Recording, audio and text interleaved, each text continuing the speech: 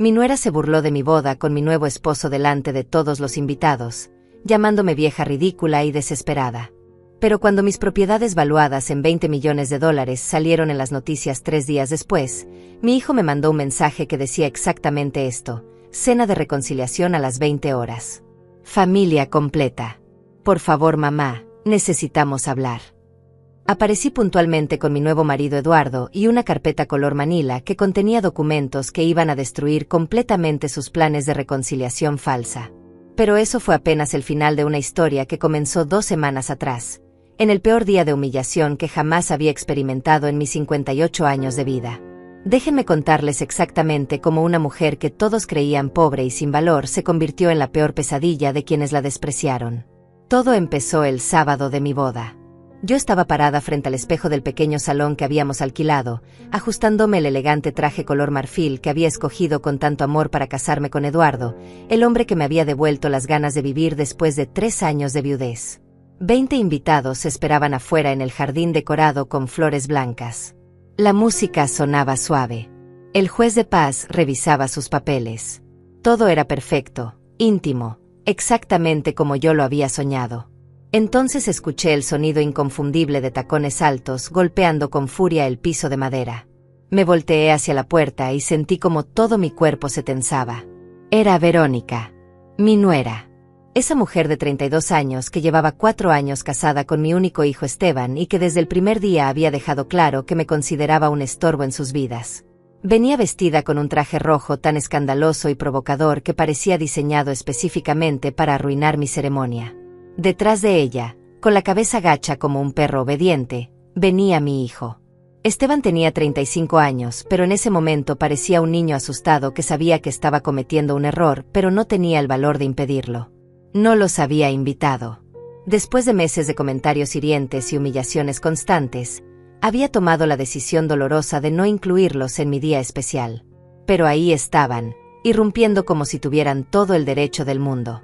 Isabel, mi mejor amiga y la única persona que conocía toda la historia de sufrimiento que yo había vivido con Verónica, se acercó inmediatamente a mi lado. «Dulce, ¿quieres que les pida que se vayan?», me susurró con urgencia. Pero yo negué con la cabeza. No iba a darle a esa mujer el placer de verme alterada. No en mi propio día. Salí del vestidor con la cabeza en alto y caminé hacia el jardín donde Eduardo me esperaba junto al altar improvisado. Él me miró con esos ojos grises llenos de ternura que me habían conquistado 6 meses atrás, cuando nos conocimos en la farmacia del barrio durante una tarde lluviosa. Era un hombre elegante de 62 años, viudo como yo, ingeniero retirado que había trabajado toda su vida en la industria petrolera. Nos habíamos enamorado despacio, con la calma de quien ya no tiene prisa pero sabe reconocer algo valioso cuando lo encuentra. El juez de paz comenzó a leer los votos matrimoniales. Yo sostenía el ramo de rosas blancas entre mis manos temblorosas, tratando de concentrarme en las palabras, en el momento, en la promesa de una nueva vida. Pero entonces escuché la risa. Esa risa aguda, metálica, cruel que Verónica usaba como arma cada vez que quería humillar a alguien. «No puedo creer que estemos viendo esto», dijo en voz suficientemente alta para que todos la escucharan. Una mujer de su edad vistiéndose como quinceañera. Es casi patético. Sentí como el calor subía por mi cuello. Los invitados se voltearon incómodos. El juez hizo una pausa, sin saber si continuar o no. Eduardo apretó mi mano con fuerza, dándome a entender que no permitiría que nadie arruinara nuestro momento. Pero Verónica no había terminado. Se acercó más, con Esteban siguiéndola como una sombra silenciosa y cobarde. «Mamá Dulce», dijo con esa voz falsa que usaba cuando quería aparentar respeto frente a otros, «no sabía que estabas tan desesperada por casarte de nuevo. Apenas han pasado 3 años desde que papá murió. Qué rápido olvidas». Esas palabras fueron como un puñetazo directo al estómago. Mi difunto esposo había sido el amor de mi vida durante 32 años. Habíamos construido todo juntos desde cero, viviendo con lo justo, sacrificando nuestros propios sueños para darle a Esteban la mejor educación posible. Yo había trabajado como costurera durante décadas, cosiendo hasta que mis dedos sangraban, mientras mi esposo se mataba en trabajos de construcción para pagar la universidad privada de nuestro hijo. Y cuando finalmente mi esposo enfermó de cáncer, vendí todo lo que teníamos de valor para pagar los tratamientos que no cubrió el seguro. Todo eso lo había hecho por Esteban. Por mi único hijo. Y ahora él estaba ahí parado, mirando al suelo, sin decir una sola palabra mientras su esposa me destrozaba públicamente. Verónica, por favor, intentó decir Isabel, interponiéndose entre nosotras. Este no es el momento ni el lugar. Ah, la fiel amiguita siempre defendiendo a la pobre Dulce, respondió Verónica con desprecio. Luego me miró directamente a los ojos. Y este hombre, Eduardo, ¿verdad? Supongo que no le has contado que no tienes absolutamente nada. Que vives en un departamento rentado de 2 habitaciones. Que tu pensión apenas te alcanza para comer. Espero que él no esté contigo por interés, porque no hay nada que sacar de una vieja pobre como tú. El silencio que siguió fue sepulcral. Podía escuchar mi propia respiración entrecortada, sentir las miradas de lástima de los invitados clavándose en mi espalda. Verónica sacó su teléfono celular y comenzó a tomar fotografías de todo, de mi traje, del salón modesto, de las flores sencillas. Esto va directo a redes sociales, anunció con satisfacción. Mis amigas no van a creer el circo al que me obligaron a venir. La boda patética de una mujer que se niega a aceptar que su tiempo ya pasó. Fue en ese momento cuando algo dentro de mí se rompió. No con estrépito, sino con un clic silencioso y definitivo. Miré a mi hijo, esperando, rogando en silencio que finalmente dijera algo, que me defendiera aunque fuera una sola vez en todos esos años de maltrato. Pero Esteban seguía con la mirada clavada en el suelo, las manos en los bolsillos, como si nada de esto fuera su responsabilidad. Entonces tomé la decisión más difícil y liberadora de mi vida. Solté el ramo de rosas y lo dejé caer sobre la mesa de los testigos. Tomé la mano de Eduardo y la apreté con toda la fuerza que me quedaba. Nos vamos, le dije con voz firme. Él asintió sin dudar un segundo, porque ese hombre maravilloso me conocía lo suficiente como para saber que yo había llegado a mi límite. Caminamos juntos hacia la salida del salón mientras Verónica seguía riendo detrás de nosotros, tomando más fotografías, haciendo comentarios venenosos sobre mi espalda encorvada, sobre mis zapatos de tacón bajo, sobre lo ridículo que era todo. Los invitados nos miraban con una mezcla de horror y compasión que me dolía más que cualquier insulto. Isabel corrió detrás de nosotros. Dulce, espera, no dejes que ella gane así. Pero yo ya no podía quedarme un segundo más en ese lugar. No así. No soportando esa humillación delante de las pocas personas que me importaban. Subimos al auto de Eduardo, un sedán modesto pero bien cuidado, y nos alejamos mientras yo luchaba por contener las lágrimas que amenazaban con desbordarme. No sabía en ese momento que dentro de 72 horas mi vida entera daría un giro que nadie, absolutamente nadie, podría haber anticipado. Mucho menos Verónica y su lenguaje cruel. Mucho menos mi hijo cobarde que me había traicionado con su silencio. Porque yo tenía un secreto. Un secreto que ni siquiera Esteban conocía. Un secreto que estaba a punto de salir a la luz de la manera más explosiva posible. Pero en ese momento, manejando por las calles mientras el sol se ocultaba, yo solo era una mujer de 58 años con el corazón destrozado, preguntándome en qué momento exacto había perdido al hijo que tanto amaba. Eduardo manejó en silencio durante los primeros 10 minutos, respetando mi necesidad de procesar lo que acababa de suceder. Yo miraba por la ventana sin ver realmente nada, con las manos apretadas sobre mi regazo, sintiendo como la humillación se mezclaba con una rabia que nunca antes había experimentado con tanta intensidad. Finalmente llegamos a su departamento, un lugar acogedor en un edificio antiguo pero bien mantenido. Apenas cerró la puerta detrás de nosotros, me derrumbé. Literalmente me desplomé en el sofá y las lágrimas que había contenido durante todo el trayecto brotaron como un río desbordado. No merecías nada de eso, dijo Eduardo arrodillándose frente a mí y tomando mis manos entre las suyas. Nada de lo que esa mujer dijo tiene un gramo de verdad. Pero Esteban, logré articular entre sollozos. Mi propio hijo no dijo una sola palabra. Se quedó ahí parado como si yo no valiera ni siquiera su defensa. Como si todo lo que hice por él durante toda mi vida no significara absolutamente nada. Eduardo me abrazó mientras yo lloraba contra su pecho, manchando su camisa clara con mi maquillaje corrido. Él no intentó darme palabras vacías de consuelo. Solo me sostuvo, me dejó desahogarme, me acarició el cabello con esa paciencia infinita que solo un hombre verdaderamente bueno puede tener. Cuando finalmente logré calmarme un poco, me preparó un té de manzanilla y se sentó a mi lado. Dulce, hay algo que quiero que sepas, comenzó con tono serio. Este matrimonio no necesita una ceremonia para ser real. Lo que tenemos es más fuerte que cualquier papel o celebración. Si quieres, mañana mismo vamos al juzgado, firmamos los documentos necesarios, y ya está. Nosotros dos. Sin testigos. Sin drama. Asentí débilmente, agradecida por tener a alguien que me entendiera tan profundamente. Tienes razón. Ya no importa la fiesta. Solo importamos nosotros.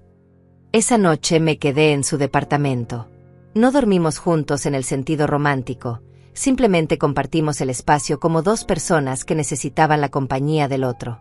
Yo me acosté en su cama mientras él insistía en dormir en el sofá, y durante horas me quedé mirando el techo, reviviendo cada momento de humillación. Pensaba en Verónica sacando esas fotografías, subiéndolas a sus redes sociales, riéndose con sus amigas de la vieja patética que se atrevió a buscar el amor a los 58 años. Pensaba en mi hijo, en cómo había pasado de ser ese niño dulce que me abrazaba cada noche antes de dormir, a convertirse en un hombre sin columna vertebral que permitía que su esposa me tratara peor que a un perro callejero. Pero sobre todo pensaba en mi difunto esposo, en cómo habíamos luchado juntos por darle a Esteban todas las oportunidades que nosotros nunca tuvimos. Recordaba las noches en que yo cosía hasta las 3 de la madrugada para entregar vestidos de quinceañera y trajes de bautizo, ganando apenas lo suficiente para complementar el salario de mi esposo. Recordaba cómo vendimos nuestro único auto cuando Esteban quiso estudiar ingeniería en una universidad cara, cómo nos mudamos a un departamento más pequeño para poder pagarle los libros y materiales. Cómo mi esposo trabajó en 2 empleos simultáneamente durante 5 años para que nuestro hijo no tuviera que preocuparse por nada más que sus estudios. Y lo habíamos logrado.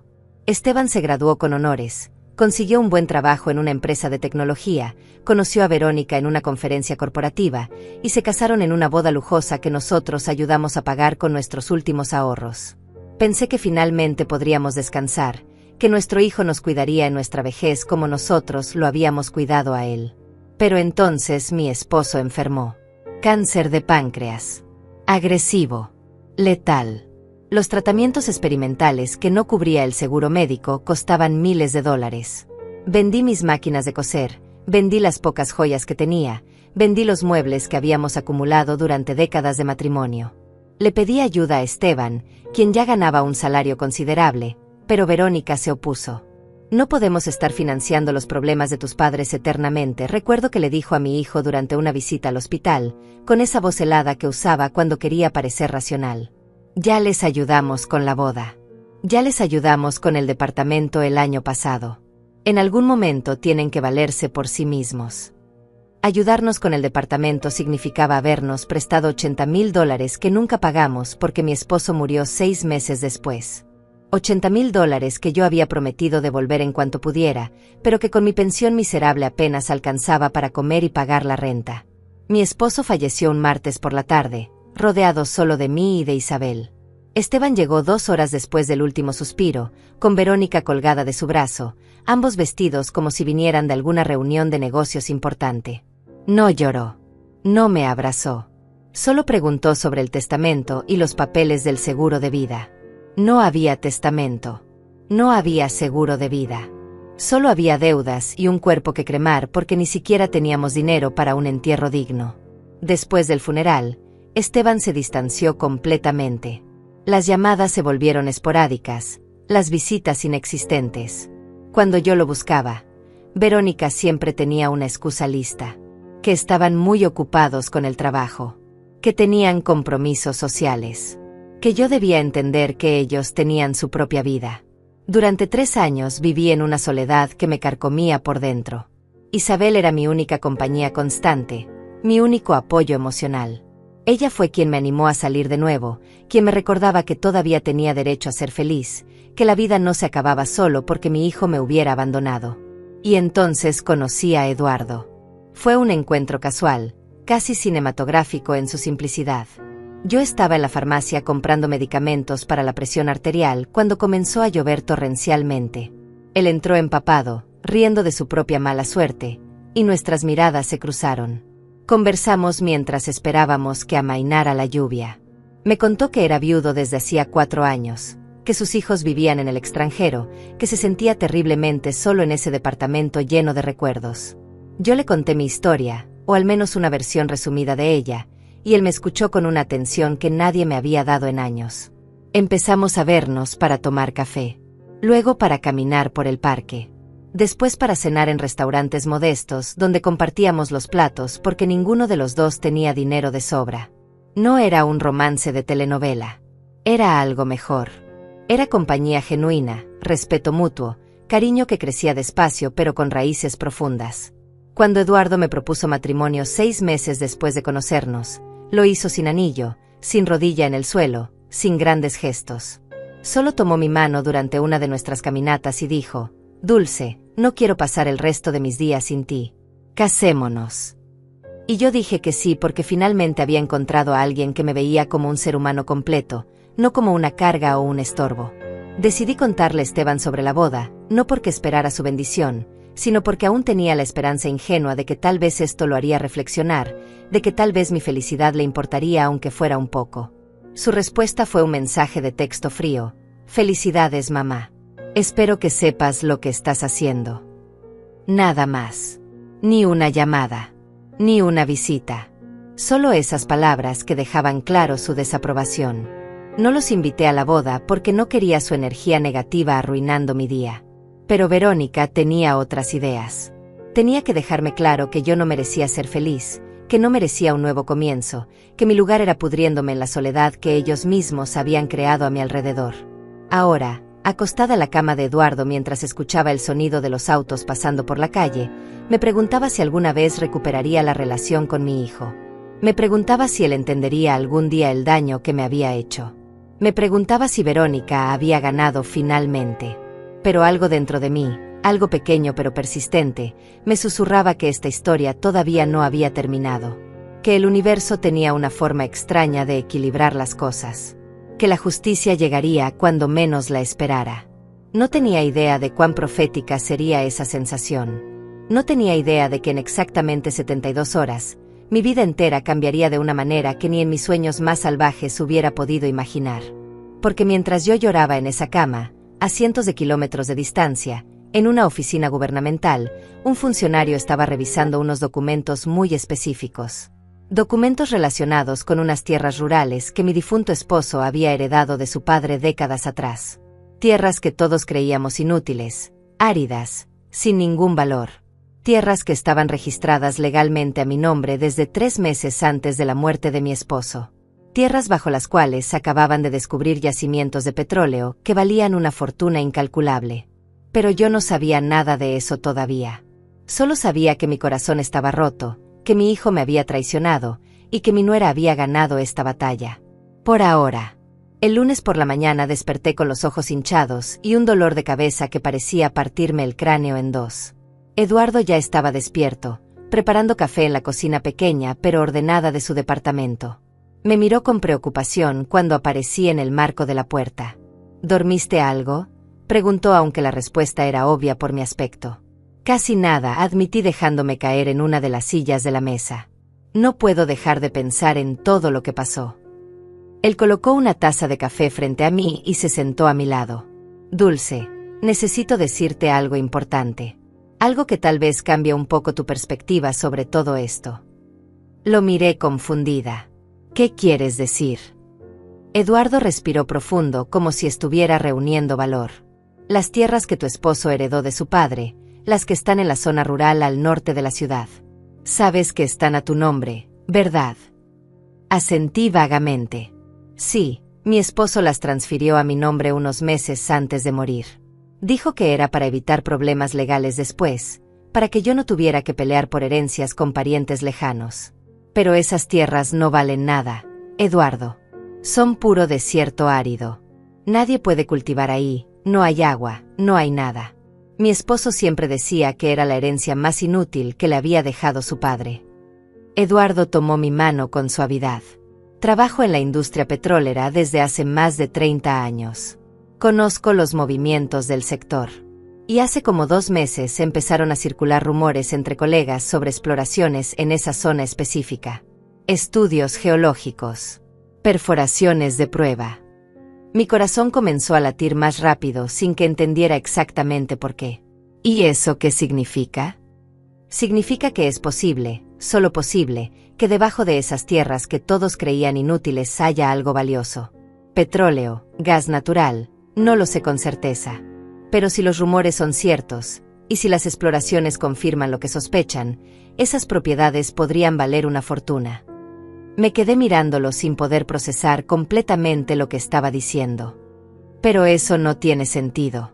Mi esposo tuvo esas tierras durante décadas y nunca valieron nada. Porque nunca antes habían hecho estudios profundos en esa región. La tecnología de exploración ha avanzado muchísimo. Ahora pueden detectar yacimientos que antes eran imposibles de encontrar. Eduardo apretó mi mano. No quiero que te hagas ilusiones, porque todavía no hay nada confirmado. Pero pensé que debía saberlo. Por si acaso.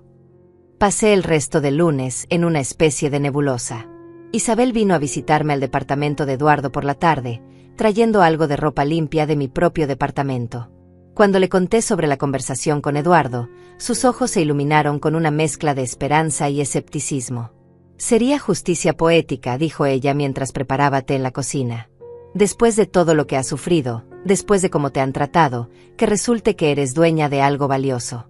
Pero tampoco quiero que sufras otra desilusión si no resulta ser nada. Lo sé, suspiré. Probablemente sea solo una casualidad, rumores sin fundamento. Esas tierras siempre han sido un desperdicio. El martes transcurrió sin mayores novedades. Eduardo y yo fuimos al juzgado civil y firmamos los papeles del matrimonio. Nada de ceremonia, nada de testigos más allá de 2 empleados del juzgado que ni siquiera nos miraron a los ojos. Técnicamente ya estábamos casados, pero se sentía vacío, anticlimático, como si Verónica hubiera logrado robarme incluso ese momento. Mi teléfono sonó varias veces ese día. Números desconocidos que no contesté. Un mensaje de Esteban que decía, «Mamá, ¿podemos hablar?». Lo ignoré. No tenía fuerzas para enfrentarlo todavía. No tenía palabras para expresar el nivel de traición que sentía. Verónica había subido las fotos a sus redes sociales, tal como prometió. Isabel me las mostró aunque yo le pedí que no lo hiciera. Ahí estaban las imágenes de mi traje color marfil, del salón modesto, de las flores sencillas. Los comentarios eran crueles. Qué triste cuando la gente no acepta su edad. Mi suegra también está desesperada por atención. Los viejos deberían quedarse en casa. Sentí náuseas al leer esos comentarios de personas que ni siquiera me conocían, que juzgaban mi vida basándose en la narrativa venenosa que Verónica había construido. Isabel me quitó el teléfono de las manos. No leas esa basura. Esa gente no sabe nada de ti, de lo que has vivido, de lo que vales. Pero las palabras ya estaban grabadas en mi mente, sumándose a todas las otras humillaciones que había acumulado durante años. El miércoles por la mañana, exactamente 3 días después de mi boda arruinada, sonó el timbre del departamento de Eduardo a las 9 en punto. Él abrió la puerta y encontró a un hombre trajeado con un portafolio de cuero. «Buenos días. Busco a la señora Dulce Ramírez». Mi corazón dio un vuelco. Nadie me buscaba con mi apellido de soltera desde hacía décadas. Me acerqué con cautela. «Soy yo». El hombre me extendió una tarjeta de presentación. «Soy abogado de la Secretaría de Energía. Necesito hablar con usted sobre unas propiedades registradas a su nombre en el sector norte de Colinas Áridas». Las piernas casi me fallan. Eduardo tuvo que sostenerme del brazo. «Pasen, por favor», dijo invitando al hombre a entrar. Nos sentamos en la pequeña sala mientras el abogado abría su portafolio y sacaba varios documentos oficiales con sellos gubernamentales. «Señora Ramírez, me temo que traigo noticias que van a cambiar su vida considerablemente», comenzó el hombre con tono profesional pero no desprovisto de calidez. «Las tierras que usted posee han sido objeto de estudios geológicos extensivos durante los últimos 6 meses. Hemos confirmado la existencia de yacimientos petroleros significativos en su propiedad». El mundo dejó de girar. Mi respiración se detuvo. Eduardo apretó mi mano tan fuerte que casi me dolió. «Los yacimientos son de calidad excepcional», continuó el abogado. «Hemos estimado que el valor total de las reservas, considerando los contratos de extracción y las regalías que le corresponden por ley como propietaria del terreno, asciende aproximadamente a $20 millones. $20 millones. Las palabras flotaban en el aire como algo surreal, imposible, casi cómico en su absurdidad. Yo, que había pasado los últimos 3 años sobreviviendo con una pensión de $400 al mes. Yo, que todavía debía $80,000 de un préstamo que mi hijo nunca me había perdonado. Yo, a quien mi nuera había llamado vieja pobre apenas 72 horas atrás. Esto es imposible, logré murmurar. Tiene que haber un error. El abogado negó con la cabeza y extendió los documentos frente a mí. No hay error. Los títulos de propiedad están en orden, todos a su nombre. La transferencia que su difunto esposo hizo hace 3 años fue completamente legal y está registrada. Usted es la única dueña legítima de esas tierras y por lo tanto de todo lo que se encuentre debajo de ellas. Pasé las siguientes 2 horas escuchando al abogado explicar términos legales que apenas podía comprender. Contratos de extracción, regalías, porcentajes, cláusulas de explotación. Mi cabeza daba vueltas tratando de procesar que mi vida acababa de cambiar de la manera más dramática e inesperada posible. Hay varias empresas petroleras interesadas en negociar con usted, explicó el abogado mientras organizaba los documentos. Le recomiendo encarecidamente que contrate a un abogado especializado en derecho petrolero y minero para que la asesore en las negociaciones. Esto es demasiado complejo para manejarlo sola. Cuando finalmente el hombre se fue, me quedé sentada en el sofá completamente inmóvil. Eduardo estaba a mi lado, igualmente atónito. Isabel, que había llegado justo cuando el abogado se marchaba, nos miraba a ambos con la boca abierta. Dulce, dijo Isabel con voz temblorosa. Acabas de convertirte en millonaria. La palabra sonaba extraña, ajena, como si estuviera hablando de otra persona. No puede ser real, susurré. Cosas así no me pasan a mí. Nunca me han pasado. Eduardo tomó mi rostro entre sus manos, obligándome a mirarlo a los ojos. Escúchame bien. Esto es completamente real. Tu esposo te dejó esas tierras porque te amaba y quería protegerte. Él no sabía lo que había debajo, pero el destino decidió que después de todo tu sufrimiento, después de todo lo que has soportado, merecías esto. Lo mereces, Dulce. Cada maldito centavo. Las lágrimas comenzaron a rodar por mis mejillas. Pero esta vez no eran lágrimas de dolor o humillación. Eran lágrimas de incredulidad, de alivio, de justicia cósmica tan perfecta que parecía diseñada por algún guionista celestial con un sentido del humor muy particular. Isabel se sentó a mi otro lado. ¿Qué vas a hacer? No lo sé, admití con voz quebrada. Ni siquiera sé por dónde empezar. Yo sí lo sé, dijo Isabel con una sonrisa que no había visto en su rostro desde hacía años. Primero, vas a contratar al mejor abogado petrolero de la ciudad. Segundo, vas a asegurarte de que cada documento esté en orden perfecto. Y tercero, vas a dejar que el universo se encargue del resto. Para el jueves por la tarde, la noticia había explotado en los medios locales. No por iniciativa mía, sino porque algún funcionario de la Secretaría de Energía había filtrado la información a la prensa. Los noticieros hablaban del descubrimiento petrolero más importante de la década en tierras privadas. Mencionaban mi nombre completo. Mostraban fotografías aéreas de las tierras áridas que ahora valían una fortuna. Mi teléfono no dejaba de sonar. Números desconocidos, periodistas queriendo entrevistas, supuestos asesores financieros ofreciendo sus servicios. Tuve que apagarlo porque la ansiedad estaba volviéndose insoportable. Pero hubo un mensaje que llegó antes de que apagara el teléfono. Un mensaje de mi hijo Esteban que hizo que la sangre se me helara en las venas. Mamá, vi las noticias. Necesitamos hablar urgentemente. Cena de reconciliación mañana viernes a las 20 horas en mi casa. Familia completa. Por favor, es importante que vengas. Te amo. Te amo. 2 palabras que no me había dicho en más de 3 años. 2 palabras que aparecían mágicamente justo después de que $20 millones salieran en las noticias nacionales. Le mostré el mensaje a Eduardo e Isabel. Ambos intercambiaron una mirada cargada de significado. «Qué desvergonzada», dijo Isabel con asco.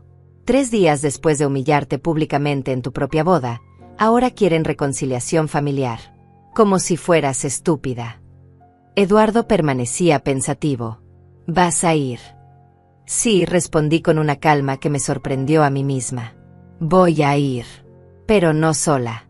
Vienes conmigo». Él asintió sin dudarlo. A donde tú vayas, yo voy. Esa noche casi no dormí, pero no por tristeza o ansiedad. Algo había cambiado dentro de mí. La Dulce que había permitido ser pisoteada durante años, la Dulce que había aceptado la humillación con la cabeza gacha, esa Dulce había muerto en el jardín de aquel salón 3 días atrás. La mujer que ahora miraba el techo en la oscuridad era alguien diferente. Alguien que había tocado fondo y descubierto que en el fondo había acero. Alguien que entendía que el respeto no se ruega, se impone. Alguien que ya no tenía nada que perder porque lo había perdido todo antes de ganarlo todo. El viernes por la mañana, Isabel apareció en el departamento de Eduardo con una carpeta color manila y una sonrisa de gato que acaba de atrapar a un ratón. ¿Qué es eso?, pregunté señalando la carpeta.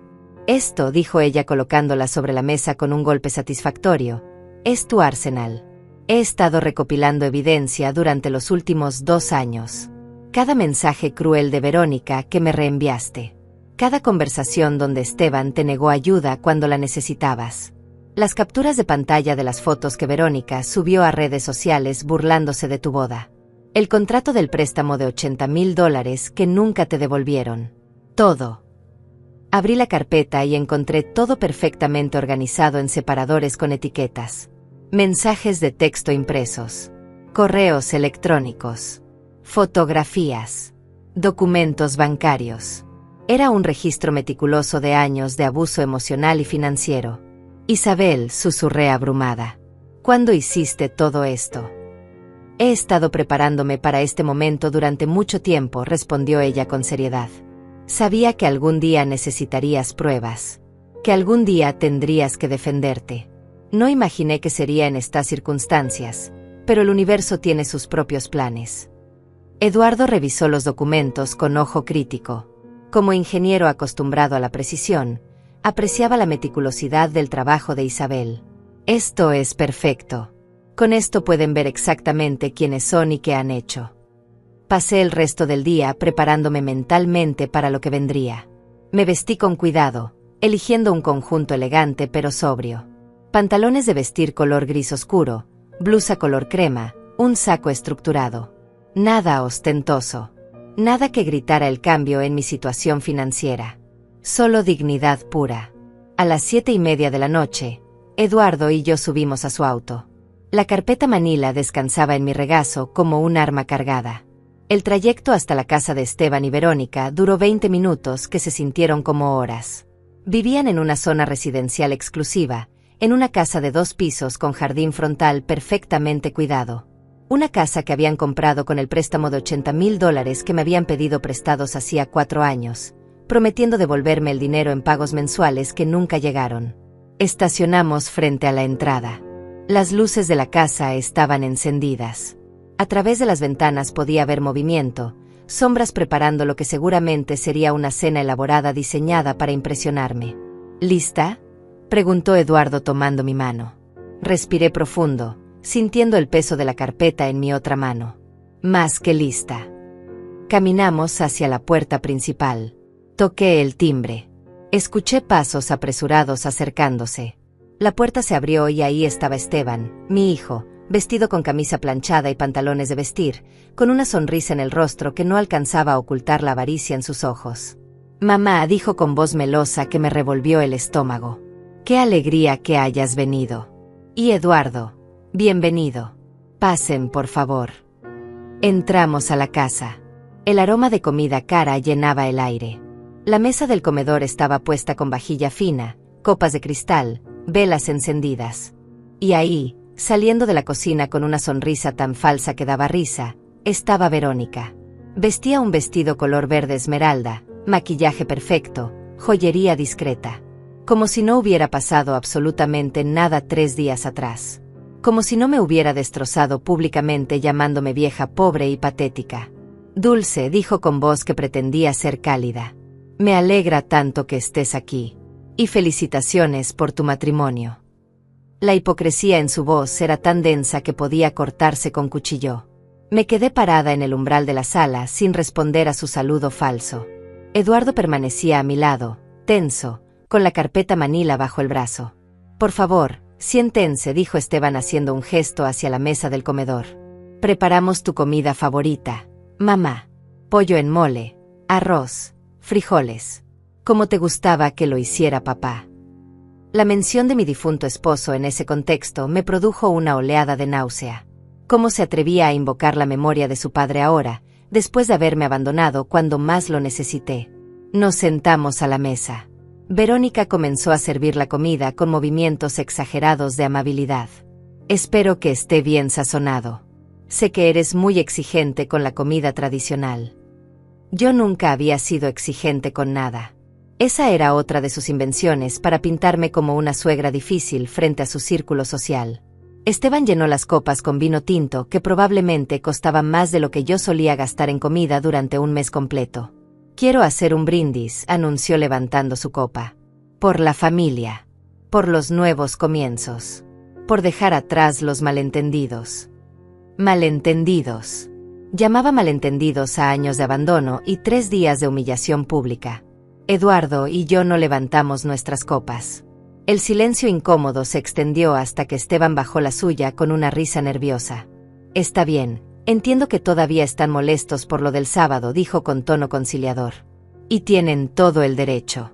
Verónica y yo hemos hablado mucho sobre eso. ¿Verdad, amor?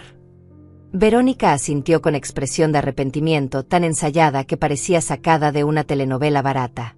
Dulce. Necesito pedirte disculpas. Me comporté de manera horrible en tu boda. Estaba pasando por un momento muy difícil en el trabajo, tenía mucho estrés, y desafortunadamente lo pagué contigo. Fue imperdonable. Estrés en el trabajo, repetí con voz plana. Así llamas ahora a llamarme vieja pobre, ridícula y patética frente a todos mis invitados. Se le descompuso levemente el rostro, pero recuperó la compostura rápidamente. Sé que mis palabras fueron terribles. No hay excusa. Solo puedo decir que lo siento profundamente y espero que algún día puedas perdonarme. Mamá, intervino Esteban inclinándose hacia adelante con ojos suplicantes. Sé que he sido un mal hijo. Sé que te abandoné cuando papá murió. Sé que no estuve ahí para ti estos últimos años. Pero quiero cambiar eso. Quiero recuperar nuestra relación. Eres mi madre. Eres lo más importante que tengo. Las palabras sonaban bonitas. Cualquier persona que no conociera el contexto completo podría creer que eran sinceras. Pero yo veía la calculación detrás de sus ojos. Veía cómo ambos se miraban de reojo como actores coordinando sus líneas. Vieron las noticias, dije sin inflexión en la voz. No era una pregunta. Esteban y Verónica intercambiaron una mirada breve pero reveladora. Sí, admitió mi hijo. Vimos lo de las tierras. Lo del petróleo. Mamá, es increíble. Papá debe estar sonriendo desde el cielo sabiendo que finalmente te dejó algo valioso. Algo valioso que no sabían que existía hasta hace 3 días, añadí manteniendo la voz calmada. Algo valioso que apareció justo después de que tu esposa me humillara públicamente y tú te quedaras callado como siempre. Mamá, eso no es justo, protestó Esteban. Yo sí te defendí. Le dije a Verónica después que había estado mal. Tuvimos una discusión enorme por eso. Una discusión enorme que no sirvió de nada porque aquí está ella, sonriendo como si nada hubiera pasado. Verónica dejó su tenedor sobre el plato con un sonido metálico. Dulce, entiendo tu enojo. De verdad. Pero Esteban tiene razón. Él sí me enfrentó después de la boda. Me hizo ver que había cruzado una línea. Y por eso estoy aquí ahora, tratando de enmendar las cosas. 3 días, dije con voz cada vez más fría. 3 días fue lo que tardaron en querer reconciliarse después de 4 años de abandono total. Qué conveniente que esos 3 días hayan sido exactamente el tiempo entre mi boda arruinada y la noticia de mis $20 millones. El ambiente en la mesa se congeló. Esteban abrió la boca para protestar, pero lo detuve levantando una mano. No me insulten pretendiendo que esto es genuino, continué. No me insulten actuando como si yo fuera lo suficientemente estúpida para no ver lo que realmente está pasando aquí. Mamá, te juro que esto no es por el dinero, insistió Esteban con desesperación creciendo en su voz. Sí, el momento es desafortunado, lo reconozco. Pero llevaba semanas queriendo acercarme a ti, queriendo arreglar las cosas. Las noticias solo me dieron el empujón final para hacerlo. Semanas, repetí con sarcasmo. Qué curioso. Porque yo llevo 3 años esperando que te acerques. 3 años esperando una llamada que no fuera para pedirme algo. 3 años esperando que me preguntaras cómo estaba, si necesitaba ayuda, si seguía viva siquiera. Verónica intervino con tono defensivo. Dulce, eso no es completamente justo. Nosotros teníamos nuestras propias responsabilidades, nuestros trabajos, nuestras obligaciones. No podíamos estar pendientes de ti todo el tiempo. No les pedí que estuvieran pendientes de mí todo el tiempo, respondí sintiendo como la rabia que había estado conteniendo comenzaba a filtrarse. Les pedí lo básico. Una llamada de vez en cuando. Una visita en mi cumpleaños. Algo que me hiciera sentir que todavía les importaba.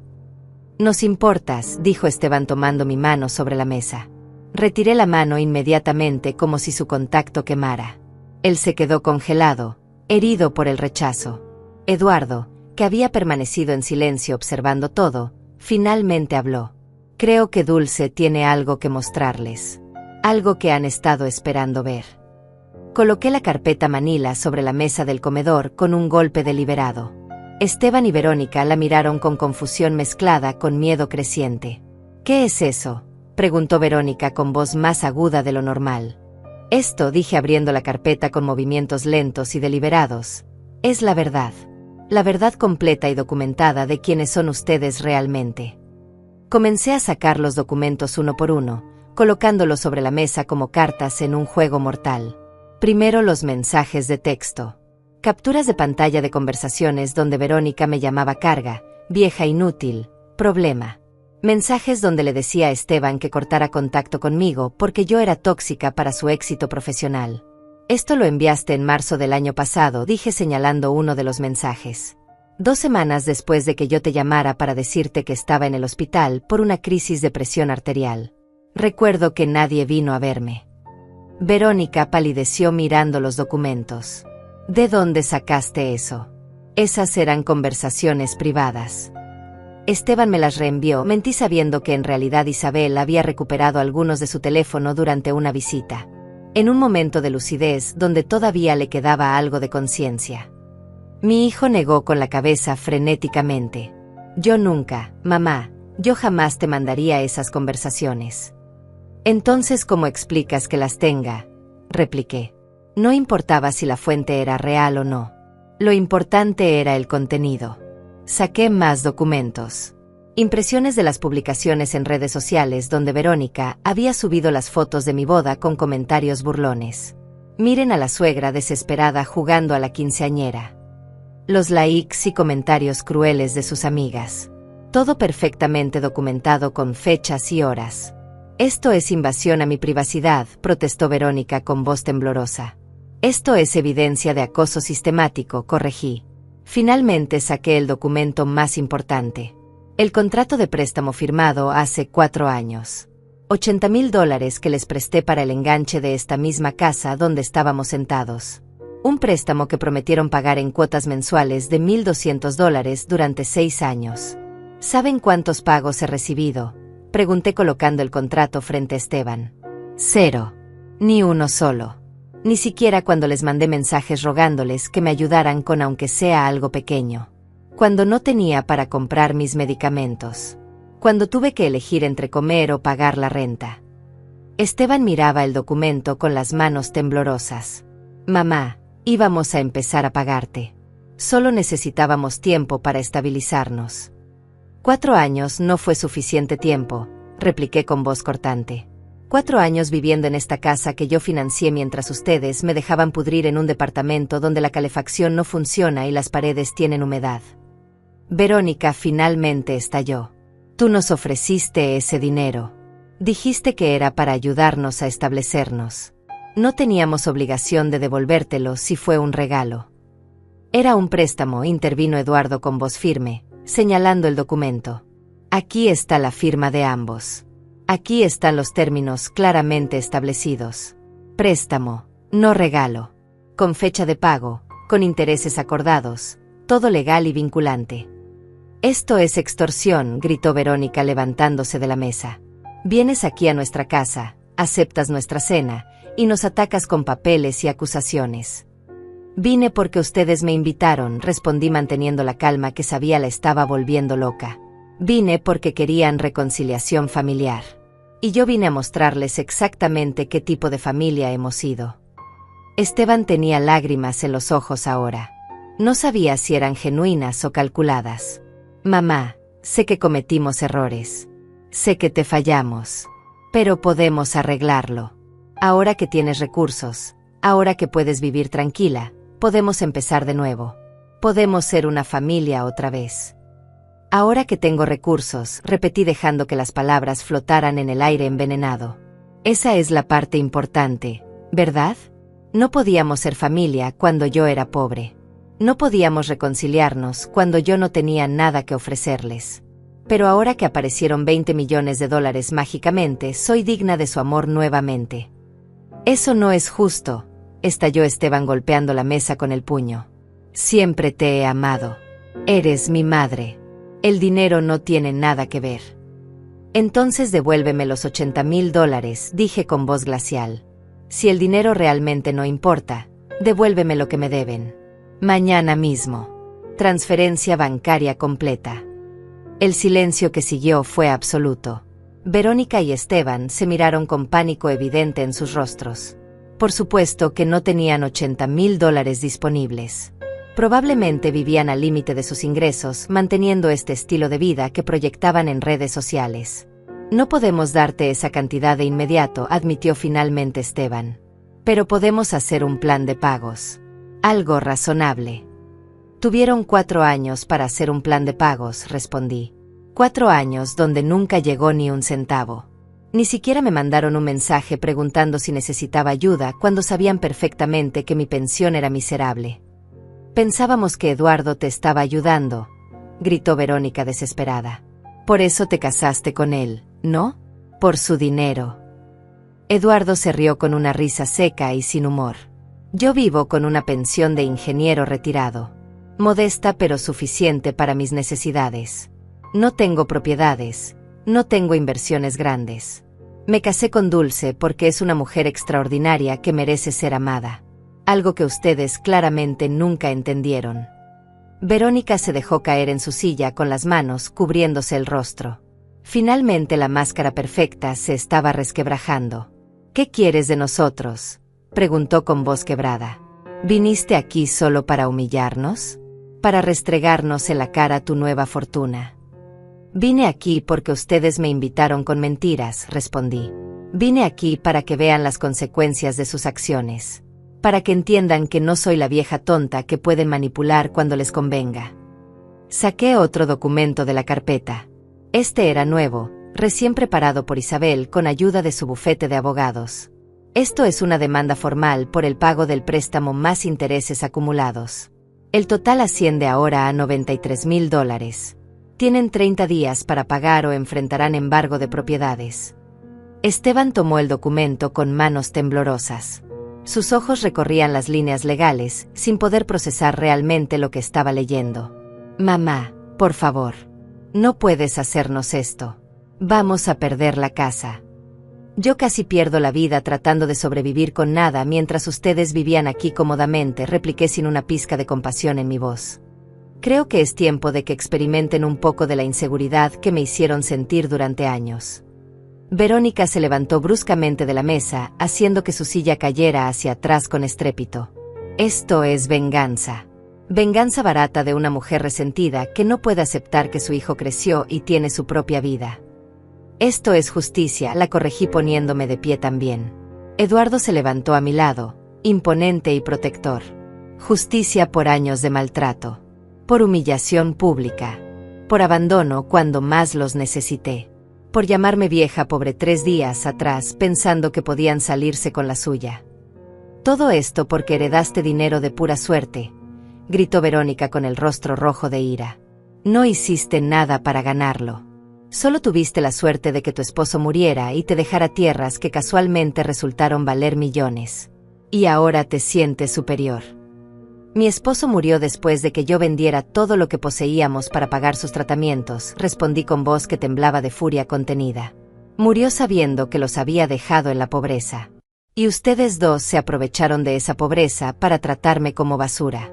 Así que sí, tal vez fue suerte que esas tierras valieran algo. Pero la diferencia entre ustedes y yo es que yo nunca usé mi situación para humillar a otros. Esteban lloraba abiertamente ahora. Mamá, por favor. Perdóname. Fui un cobarde. Fui un mal hijo. Pero por favor no destruyas mi vida. Podemos arreglarlo. Te pagaremos todo. Solo danos tiempo. Miré a mi hijo, a ese hombre de 35 años, llorando como niño. Y por un momento, solo un momento, sentí el impulso maternal de consolarlo, de decirle que todo estaría bien, de perdonar como había perdonado tantas veces antes. Pero entonces recordé su silencio en mi boda. Recordé años de llamadas no contestadas. Recordé su indiferencia cuando le conté que había días en que no comía para poder comprar medicinas. Y el impulso maternal murió tan rápido como había aparecido. Tienen 30 días, repetí guardando los documentos en la carpeta. 30 días para conseguir el dinero o enfrentar las consecuencias legales. Y una cosa más. Saqué el último documento de la carpeta. Era mi testamento, recién redactado con ayuda de Isabel. Esto es una copia de mi Nuevo Testamento. En él especifico que ningún bien, propiedad o recurso mío será heredado por Esteban Ramírez o su esposa Verónica. El documento cayó sobre la mesa con un sonido que resonó como un disparo en el silencio absoluto que siguió a mis palabras. Esteban lo tomó con manos tan temblorosas que apenas podía sostenerlo. Sus ojos recorrían las líneas legales una y otra vez, como si al leerlas suficientes veces las palabras pudieran cambiar mágicamente. Mamá, no, susurró con voz rota. No puedes hacer esto. Soy tu único hijo. Tu única familia. Ustedes dejaron de ser mi familia hace mucho tiempo, respondí con una calma que me sorprendió a mí misma. La familia no abandona. La familia no humilla. La familia no explota. Ustedes decidieron qué tipo de relación querían conmigo cuando eligieron el dinero sobre el amor. Ahora yo estoy tomando la misma decisión. Verónica arrancó el documento de las manos de Esteban y lo leyó frenéticamente. Su rostro pasó por una gama completa de emociones en segundos. Shock, ira, miedo, y finalmente algo que parecía genuino terror. Esto no puede ser legal. No puedes desheredar a tu propio hijo así como así. Puedo y lo hice, confirmé. México tiene leyes muy claras sobre testamentos. Consulté con los mejores abogados de la ciudad. Este documento está perfectamente legal y registrado. Mi fortuna, cada centavo de ella, será destinada a organizaciones benéficas, a Isabel quien ha sido más familia para mí que ustedes jamás fueron, y a Eduardo quien me demostró en 6 meses más amor del que ustedes me dieron en 4 años. Eduardo apretó mi mano. Sabía que la mención de él en el testamento era nueva para él también, pero no mostró sorpresa. Solo apoyo silencioso. Esteban se dejó caer en su silla, como si las piernas ya no pudieran sostenerlo. Todo este tiempo, murmuró mirando al vacío.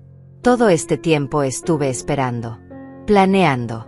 Pensando que cuando tú murieras finalmente tendría algo. Algo que compensara todos los sacrificios que hice. ¿Qué sacrificios? Exploté finalmente perdiendo la compostura. ¿Qué sacrificios hiciste tú, Esteban? Tuviste todo. Tu padre y yo nos matamos trabajando para darte educación, ropa, comida, oportunidades que nosotros nunca tuvimos. Te pagamos una universidad cara cuando pudiste haber ido a una pública. Te compramos tu primer auto cuando apenas podíamos pagar la renta. Te dimos todo y lo único que pedimos a cambio era respeto. Y ni siquiera eso pudiste darnos. Mi voz había subido de volumen hasta convertirse casi en un grito. Años de dolor reprimido salían finalmente a la superficie como lava de un volcán que había estado contenida demasiado tiempo. Sacrifiqué mi relación con mis amigos, gritó Esteban de vuelta. Sacrifiqué oportunidades de trabajo en otras ciudades porque tú querías que me quedara cerca.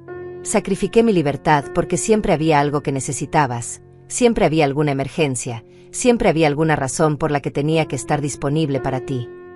Te pedí ayuda 3 veces en 4 años, respondí con voz gélida. 3 veces. Una cuando tu padre estaba muriendo y necesitábamos dinero para tratamientos. Otra cuando estuve en el hospital por presión arterial. Y la tercera cuando el propietario amenazó con desalojarme porque no podía pagar la renta.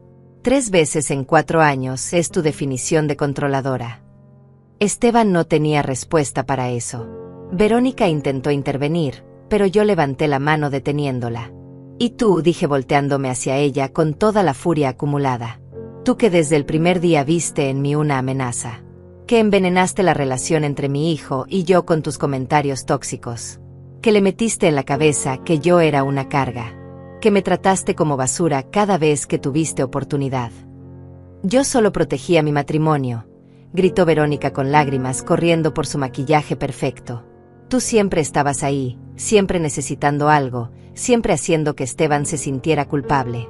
No podíamos construir nuestra vida con tu sombra constante sobre nosotros. Mi sombra constante, repetí con amargura. ¿Llama sombra constante a una mujer que los veía una vez cada 3 meses y tenía suerte? ¿Que nunca apareció sin avisar? ¿Que nunca exigió nada que no fuera amor básico y respeto? Eduardo se puso de pie sintiendo que la situación estaba escalando peligrosamente. Creo que es momento de irnos, Dulce. Ya dijiste lo que viniste a decir. Tenía razón. No había nada más que lograr aquí. Recogí la carpeta Manila y me aseguré de que todos los documentos importantes estuvieran dentro. Verónica seguía llorando en su silla, su vestido verde ahora arrugado, su maquillaje corrido. Esteban tenía la cabeza entre las manos, sollozando. 30 días para el préstamo, repetí mientras caminaba hacia la puerta. Después de eso, mis abogados procederán con el embargo. Y en cuanto al testamento, está firmado, sellado y registrado. No hay apelación posible. Mamá, espera, Esteban corrió detrás de mí, tomándome del brazo. Lo miré y vi por primera vez en años algo que podría haber sido arrepentimiento genuino en sus ojos. Por favor, dame una oportunidad de arreglarlo. Una sola oportunidad. Tuviste 4 años de oportunidades, respondí liberando mi brazo suavemente. Cada día que no llamaste fue una oportunidad perdida. Cada vez que ignoraste mis mensajes fue una oportunidad perdida. Y definitivamente, cada segundo que te quedaste callado mientras tu esposa me destrozaba en mi propia boda fue la última oportunidad que tenías. Pero soy tu hijo, dijo con voz quebrada. Eso tiene que significar algo. Lo miré con una mezcla de tristeza y resolución. Eres mi hijo biológicamente.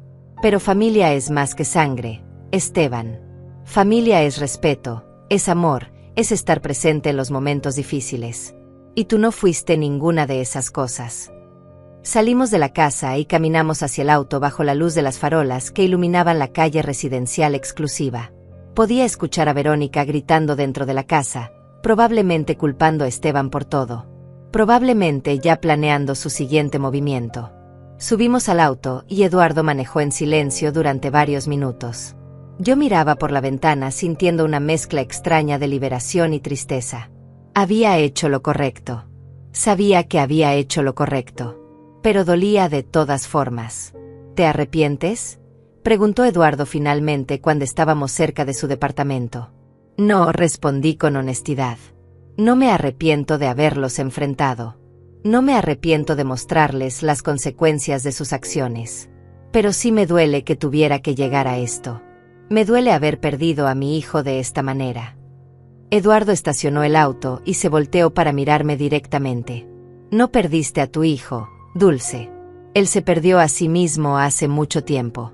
Tú solo dejaste de pretender que seguía ahí. Esa noche, acostada en la oscuridad, pensé en todo lo que había pasado. En una semana había experimentado más emociones de las que había sentido en años. Humillación, devastación, sorpresa, empoderamiento, y finalmente una especie de paz amarga. Mi teléfono vibró en la mesita de noche. Un mensaje de Isabel. Vi tu auto afuera de la casa de Esteban. ¿Cómo salió todo? Le respondí con un resumen breve de la confrontación. Su respuesta llegó casi inmediatamente. Estoy orgullosa de ti. Finalmente te pusiste en primer lugar. Tenía razón. Por primera vez en mi vida adulta completa, me había puesto a mí misma en primer lugar. No había cedido ante la manipulación emocional. No había permitido que la culpa materna me hiciera retroceder. Había mantenido mis límites incluso cuando dolía hacerlo. Me pregunté qué haría Esteban ahora. Si realmente intentaría conseguir el dinero para pagar el préstamo o si simplemente dejaría que procediera el embargo. Me pregunté si Verónica se quedaría con él ahora que la perspectiva de heredar millones había desaparecido. Me pregunté si algún día mi hijo despertaría y vería lo que había perdido. Pero por primera vez en años, esas preguntas no me quitaban el sueño. Ya no era mi responsabilidad salvar a Esteban de las consecuencias de sus propias decisiones. Ya no era mi trabajo sacrificar mi dignidad para mantener una relación que solo existía en mi imaginación. Eduardo apareció en la puerta del cuarto con 2 tazas de té caliente. Se sentó en el borde de la cama y me pasó una. No puedes dormir. Demasiadas cosas en la cabeza, admití tomando la taza agradecida. Todo va a estar bien, dijo con esa certeza tranquila que tanto apreciaba en él. Lo peor ya pasó. Ahora solo queda vivir. Los siguientes días fueron un torbellino de actividad legal y financiera. Isabel me conectó con el mejor abogado petrolero de la región, un hombre llamado Anselmo de 60 años con 40 años de experiencia en el sector energético. Nos reunimos en su oficina elegante en el centro de la ciudad, donde revisamos cada detalle de los contratos que las empresas petroleras querían firmar conmigo. Señora Dulce, dijo Anselmo mientras organizaba los documentos sobre su escritorio de caoba, tiene usted en sus manos algo extraordinario. Estas tierras no solo contienen petróleo de altísima calidad. Las 3 empresas más grandes del país están compitiendo por los derechos de extracción. Eso nos da un poder de negociación excepcional. Pasamos horas discutiendo porcentajes, regalías, cláusulas de protección ambiental, plazos de extracción. Mi cabeza daba vueltas con toda la información técnica, pero Anselmo tenía la paciencia de explicarme cada término hasta que lo entendiera completamente. Lo más importante, me dijo con seriedad, es que usted mantenga el control sobre sus propiedades.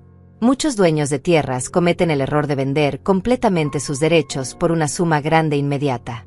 Pero si estructura esto correctamente con regalías y porcentajes, sus ingresos serán constantes durante décadas. Sus hijos, sus nietos, podrían beneficiarse de esto. La mención de hijos me produjo una punzada de dolor que traté de ocultar. No tengo nietos. Y mi hijo está fuera de mi testamento. Anselmo me miró con comprensión que sugería que había visto situaciones similares antes. Entiendo. Entonces estructuraremos todo para maximizar sus ingresos personales y los de sus beneficiarios designados. También podemos crear un fideicomiso para obras de caridad si ese es su deseo. Durante esa primera semana después de la cena desastrosa con Esteban y Verónica, mi teléfono no dejó de sonar. Números desconocidos que bloqueaba sistemáticamente. Mensajes de personas que afirmaban ser primos lejanos, amigos de la familia que no había visto en décadas, conocidos que de repente recordaban lo maravillosa que había sido siempre con ellos. Pero los mensajes que más me afectaban eran los de Esteban. Llegaban a cualquier hora del día y la noche. Al principio fueron desesperados. Mamá, por favor, necesitamos hablar. No puedes hacer esto. Luego se volvieron suplicantes.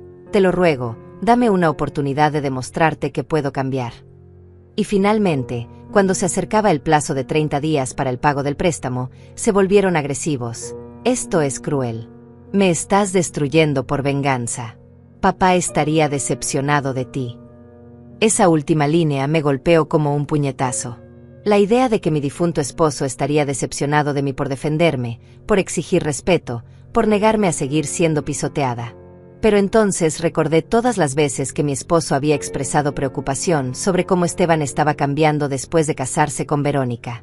Recordé sus palabras en el hospital poco antes de morir. Dulce, no dejes que nadie te haga sentir menos de lo que vales. Ni siquiera nuestro hijo. En ese momento no entendí completamente lo que quiso decir. Pensé que el dolor y los medicamentos lo estaban haciendo hablar sin sentido.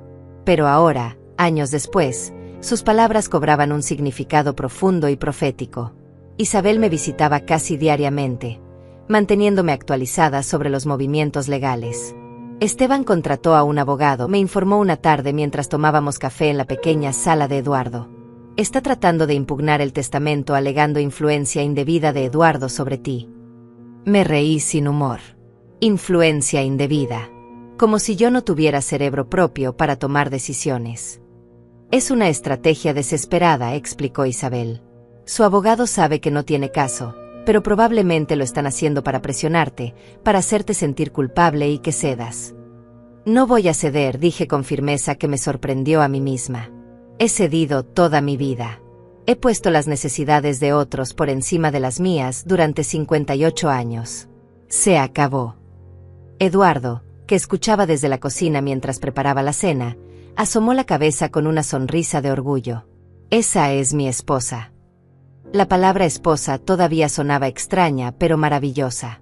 Nos habíamos casado en circunstancias tan caóticas que apenas habíamos tenido tiempo de procesar que ahora éramos marido y mujer. Pero cada día que pasaba, cada pequeño gesto de cariño, cada conversación profunda en la madrugada, me confirmaba que esta había sido la decisión correcta. Mientras tanto, las noticias sobre mi fortuna seguían siendo tema de conversación en la ciudad. Reporteros habían intentado contactarme para entrevistas que rechacé sistemáticamente. No quería atención mediática. No quería ser el espectáculo del momento. Solo quería paz. Pero la paz era difícil de encontrar cuando Verónica había iniciado una campaña en redes sociales, pintándome como una suegra vengativa y cruel. Publicaciones donde se presentaba como la víctima de una mujer amargada que no podía soportar ver a su hijo feliz. Publicaciones donde hablaba del préstamo como si hubiera sido un regalo que yo ahora estaba reclamando injustamente. Sus seguidoras, que no conocían la historia completa, la apoyaban incondicionalmente. Los comentarios eran brutales. Las suegras tóxicas son lo peor. Pobre chica, tener que lidiar con una bruja así. El dinero saca lo peor de las personas. Isabel quería que respondiéramos públicamente, que mostráramos toda la evidencia que teníamos. Pero Eduardo me convenció de no entrar en ese juego. Las personas que te conocen saben la verdad, me dijo con sabiduría.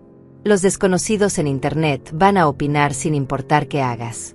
No gastes tu energía tratando de convencer a gente que ya decidió creer una narrativa.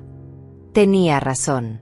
Dejar ir la necesidad de justificarme ante extraños fue liberador de una manera que no esperaba.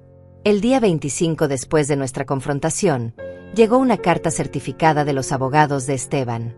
La abrí con manos temblorosas mientras Eduardo e Isabel estaban presentes como apoyo moral. La carta era larga, llena de jerga legal, pero el mensaje central era claro. Esteban ofrecía pagar $30,000 inmediatos como muestra de buena fe, y el resto en pagos mensuales durante 5 años. Es una oferta ridícula, dictaminó Isabel después de leerla. 30,000 cuando debe 93. ¿Y quieres 5 años más para pagar el resto? Está tratando de manipularte otra vez.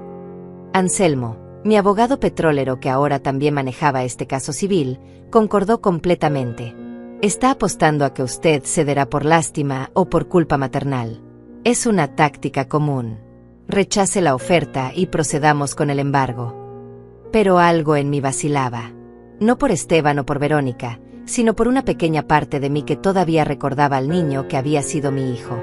Al niño que me abrazaba cuando tenía pesadillas. Al adolescente que me defendió cuando un vecino me faltó al respeto. Al joven que lloró en mi hombro cuando no fue aceptado en su primera opción de universidad. ¿Qué pasa si le doy una última oportunidad?, pregunté en voz baja. Isabel me miró con incredulidad. Dulce, después de todo lo que te hizo. No por él, aclaré. Por mí. Para poder cerrar este capítulo sabiendo que hice todo lo posible. Que le di todas las oportunidades que merecía y algunas que no merecía. Eduardo tomó mi mano. Si eso es lo que necesitas para tener paz, te apoyo. Pero tiene que ser en tus términos, no en los de él. Así que con ayuda de Anselmo redactamos una contraoferta. $50,000 inmediatos, y el resto en pagos mensuales de 5,000 durante 9 meses. Total, 1 año para saldar toda la deuda. Si faltaba un solo pago, el embargo procedería automáticamente sin más advertencias. La respuesta de Esteban llegó 2 días después. Aceptaba los términos. Los $50,000 fueron transferidos a mi cuenta en menos de 24 horas. Isabel investigó el origen del dinero y descubrió que habían vaciado sus ahorros de retiro y pedido un préstamo contra el valor de la casa. Se están destruyendo financieramente, comentó Isabel con una mezcla de satisfacción y preocupación. Se están responsabilizando de sus deudas, corregí. Algo que debieron hacer hace 4 años. Pero la transferencia del dinero no vino sola. Junto con ella llegó un mensaje de Esteban que decía simplemente: «Mamá, espero que esto demuestre que estoy tratando de cambiar. Que estoy tratando de hacer las cosas bien. Por favor, dame una oportunidad de hablar contigo. Solo nosotros dos. Sin Verónica, sin Eduardo, sin abogados. Solo madre e hijo». Miré el mensaje durante largos minutos sin saber qué responder. Eduardo, que leía por encima de mi hombro, me dio un beso en la frente. «Es tu decisión, Dulce. Nadie puede tomarla por ti». Pasaron 3 días antes de que finalmente respondiera. «Nos vemos en el Café Central. Este jueves a las 3 de la tarde. Solo tú y yo». Era un lugar público, neutral, donde había poco riesgo de escenas dramáticas. El jueves llegué 15 minutos temprano. Me senté en una mesa junto a la ventana, ordenando un café que apenas toqué. Mis manos temblaban ligeramente, aunque trataba de mantener la compostura. Eduardo e Isabel habían querido acompañarme, pero les pedí que me dieran este espacio. Necesitaba enfrentar esto sola. Esteban llegó puntualmente a las 3. Se veía diferente. Más delgado, con ojeras profundas, el cabello menos cuidado que de costumbre. Se sentó frente a mí con movimientos cautelosos, como si temiera que cualquier gesto brusco me hiciera huir. «Gracias por venir», dijo con voz ronca. «No estaba seguro de que aceptarías». «Casi no lo hago», admití. «Pero necesitaba escuchar qué es lo que realmente quieres decirme». «Sin Verónica escribiendo el guión». Él flinchó ante la mención de su esposa. «Verónica y yo nos estamos separando». La noticia me sorprendió, aunque no debería haberlo hecho. «Por el dinero». «Por todo», respondió mirando su café sin probar. «Cuando vio que realmente habías cambiado tu testamento, cuando se dio cuenta de que no había fortuna que heredar, mostró su verdadera cara. Me dijo que había desperdiciado años de su vida conmigo, esperando que algún día fuéramos ricos gracias a tu herencia. Que yo era un inútil por no haber mantenido mejor relación contigo. Que todo esto era mi culpa». «¿Y recién ahora ves quién es realmente?», pregunté sin poder ocultar el sarcasmo. «Tú me lo advertiste», dijo con voz quebrada. «Hace 4 años, cuando papá acababa de morir, me dijiste que Verónica estaba cambiándome, que me estaba alejando de lo que era importante. Y yo te grité. Te dije que eras una suegra controladora que no podía soltar a su hijo». Recordaba esa conversación. Había sido una de las últimas veces que habíamos hablado sinceramente antes de que el distanciamiento se volviera completo. «No vine aquí para que me des lástima, Esteban», dije con firmeza. «Si tu matrimonio se está destruyendo es consecuencia de decisiones que tú tomaste. Decisiones de permitir que alguien te alejara de tu familia. Decisiones de quedarte callado cuando me humillaban». «Lo sé», dijo con lágrimas comenzando a rodar por sus mejillas. «Lo sé y no tengo excusa. Fui un cobarde. Fui un mal hijo. Permití que el miedo a los conflictos con Verónica fuera más importante que defenderte. Y ahora he perdido todo. Mi matrimonio, mi relación contigo, mi integridad». «No has perdido todo», dije con voz más suave. «Todavía tienes tu trabajo, tu salud, tu vida por delante. Lo que perdiste fue la comodidad de vivir sin consecuencias». Esteban se limpió las lágrimas con el dorso de la mano. «Papá estaría tan decepcionado de mí». «Sí», concordé sin endulzar la verdad. «Lo estaría.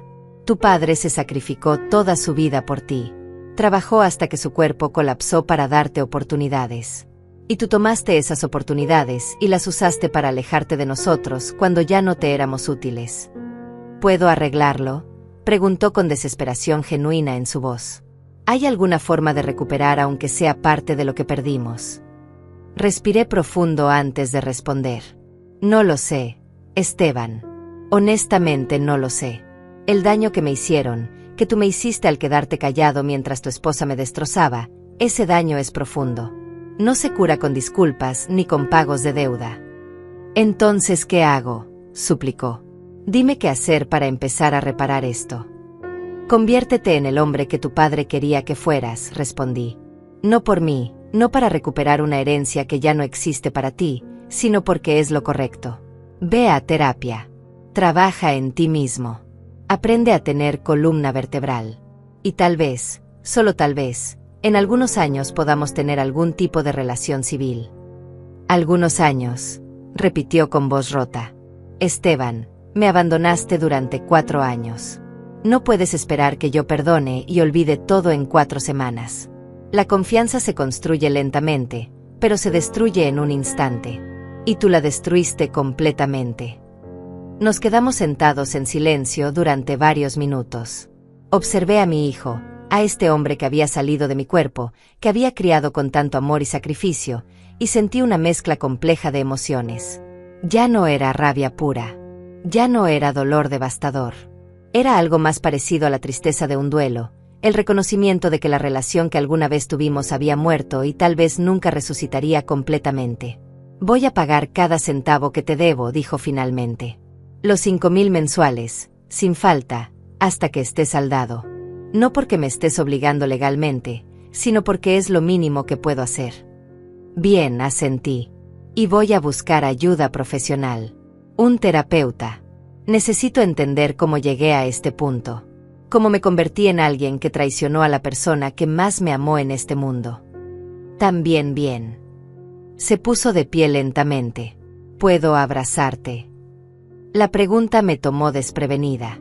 Parte de mí quería decir que no, quería mantener la distancia que me protegía del dolor. Pero otra parte, esa parte maternal que nunca muere completamente sin importar cuánto daño reciba, asintió levemente. Esteban me abrazó con cuidado, como si yo fuera algo frágil que podría romperse. Y tal vez lo era. Tal vez todos éramos frágiles de maneras que solo descubríamos cuando nos quebrábamos. No devolví el abrazo completamente, pero tampoco me aparté. Era lo más cerca de reconciliación que podíamos estar en ese momento. Te amo, mamá, susurró contra mi hombro. Sé que no tengo derecho a decirlo después de todo, pero es verdad. Siempre lo ha sido. El amor sin acciones es solo palabras, respondí suavemente. Demuéstramelo con tiempo, con consistencia, con cambio real. Entonces tal vez pueda creerte. Cuando salí del café, Eduardo me esperaba en el auto estacionado media cuadra más abajo. No había podido resistirse a estar cerca por si lo necesitaba. Me subí y me dejé caer en el asiento con un suspiro agotado. ¿Cómo fue?, preguntó con preocupación. Triste, respondí. Fue triste, pero necesario. Manejamos de regreso al departamento en silencio confortable. Esa noche, acostada junto a Eduardo, pensé en todo el camino recorrido. Desde la humillación en mi boda hasta la confrontación con mi hijo. Desde descubrir mi fortuna hasta establecer límites que nunca antes había tenido el valor de imponer. Los meses siguientes pasaron con una mezcla de cambios extraordinarios y rutinas reconfortantes. Las negociaciones con las empresas petroleras concluyeron exitosamente. Anselmo había estructurado contratos que me garantizaban ingresos mensuales sustanciales por décadas. Eduardo y yo compramos una casa pequeña pero hermosa en una zona tranquila junto al mar. Nada ostentoso, nada que gritara riqueza. Solo un hogar donde podíamos vivir en paz. Isabel recibió una cantidad generosa que le permitió expandir su bufete de abogados y contratar más personal. Lloraba cuando le entregué el cheque, insistiendo en que era demasiado. Sin ti no habría sobrevivido estos años, le dije abrazándola. Esto no es caridad. Es justicia. Establecí fundaciones para apoyar a mujeres mayores en situación de vulnerabilidad, para pagar tratamientos médicos de personas sin recursos, para becas educativas para jóvenes de familias trabajadoras como la que yo tuve. Esteban cumplió con sus pagos mensuales religiosamente. Cada $5,000 llegaban el primer día de cada mes sin falta. Ocasionalmente me mandaba mensajes breves, fotos de él en sesiones de terapia. Actualizaciones sobre su divorcio en proceso. Pequeños intentos de reconectar que yo respondía con cortesía, pero sin abrir completamente las puertas de mi corazón todavía. Un año después de aquella boda arruinada, Eduardo y yo organizamos una pequeña ceremonia renovando nuestros votos. Esta vez en la playa frente a nuestra nueva casa, con Isabel como única testigo, sin drama, sin conflicto. Solo 2 personas que se amaban prometiendo acompañarse en lo que quedaba de camino. Mientras el sol se ocultaba sobre el océano y Eduardo me tomaba de la mano, pensé en mi difunto esposo. En cómo había transferido esas tierras a mi nombre meses antes de morir, como si supiera que algún día yo las necesitaría. como si incluso desde la tumba siguiera cuidándome. Gracias, susurré al viento, sin saber si hablaba con mi esposo fallecido, con el universo, o simplemente conmigo misma por haber encontrado finalmente el valor de exigir el respeto que siempre merecí. La vida me había enseñado que la justicia a veces llega de formas inesperadas, que el respeto no se mendiga, se impone, que el amor verdadero no requiere humillación ni sacrificio de dignidad, y que nunca, absolutamente nunca, es demasiado tarde para comenzar a valorarse a una misma. A mis 58 años había aprendido la lección más importante de todas, que mi valor no dependía de cuánto dinero tuviera en el banco, sino de cuánto respeto exigía de quienes me rodeaban. Y esa era una riqueza que nadie, nunca, podría quitarme.